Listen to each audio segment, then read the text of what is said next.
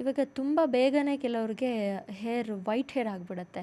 ಇವಾಗ ಚಿಕ್ಕ ಚಿಕ್ಕ ಮಕ್ಕಳಿಗೂ ಕೂಡ ವೈಟ್ ಹೇರ್ ಆಗ್ತಾ ಇದೆ. ಇದಕ್ಕಿಂಥದ್ದೇ ಕಾರಣ ಅಂತ ಏನಾದರೂ ಇದೆಯಾ ಡಾಕ್ಟರ್? ಒಂದು ಪ್ರಿಮೆಚ್ಯೂರ್ ಗ್ರೇಯಿಂಗ್ ಅಂತ ಹೇಳ್ತೀವಿ. ಏಜ್ಗಿಂತ ಸ್ವಲ್ಪ ಅರ್ಲಿಯಾಗಿ ಗ್ರೇಯಿಂಗ್ ಸ್ಟಾರ್ಟ್ ಆದರೆ ಇದಕ್ಕೆ ಮೋಸ್ಟ್ ಕಾಮನ್ ರೀಸನ್ ಒಂದು ಹೆರಿಡಿಟ್ರಿ. ಅದನ್ನು ಏನು ಚೇಂಜ್ ಮಾಡೋಕ್ಕಾಗಲ್ಲ, ನಮ್ಮ ಜೀನ್ಸಲ್ಲಿ ಬರೋದು. ಇನ್ನೊಂದು ನ್ಯೂಟ್ರಿಷ್ನಲ್, ಈ ಚಿಕ್ಕ ಮಕ್ಕಳಲ್ಲಿ ಅಂತ ಹೇಳಿದ್ರಲ್ಲ, ಈ ಪೌಷ್ಟಿಕ ಆಹಾರ ತಗೊಳ್ಳದೇ ಇರೋದು. ಅದು ಪೌಷ್ಟಿಕ ಆಹಾರ ಲೋಪ ಇದ್ದಾಗ ಪ್ರಿಮೆಚ್ಯೂರ್ ಗ್ರೇಯಿಂಗ್ ಆಗುತ್ತೆ. ಅದು ಬಿಟ್ಟರೆ ಈ ಪರಿಸರ ಮಾಲಿನ್ಯ, ದೊಡ್ಡೋರಲ್ಲಿ ಕೆಮಿಕಲ್ ಟ್ರೀಟ್ಮೆಂಟ್ಸ್ ಎಲ್ಲನೂ ಗ್ರೇಯಿಂಗ್ ಆಗುತ್ತೆ, ಅರ್ಲಿ ಗ್ರೇಯಿಂಗ್ಗೆ ಕಾರಣ ಆಗುತ್ತೆ.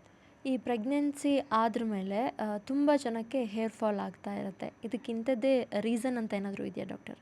ಈ ಪ್ರೆಗ್ನೆನ್ಸಿ ಆದಮೇಲೆ ಹೇರ್ ಫಾಲ್ ಆಗೋದು ಒಂದು 2 to 4 ಮಂತ್ಸ್ ಆದಮೇಲೆ ಎಕ್ಸೆಸಿವ್ ಹೇರ್ ಫಾಲ್ ಆಗೋದು ಕಾಮನ್. ಅದು ನ್ಯಾಚುರಲ್ ಪ್ರೋಸೆಸ್. ಅದು ಆ್ಯಕ್ಚುಲಿ ಈ ಪ್ರೆಗ್ನೆನ್ಸಿ ಹಾರ್ಮೋನ್ಸ್ ಎಲ್ಲ ನಮಗೆ ಹೇರ್ ಫಾಲ್ ಆಗ್ದಂಗೆ ಪ್ರಿವೆಂಟ್ ಮಾಡುತ್ತೆ.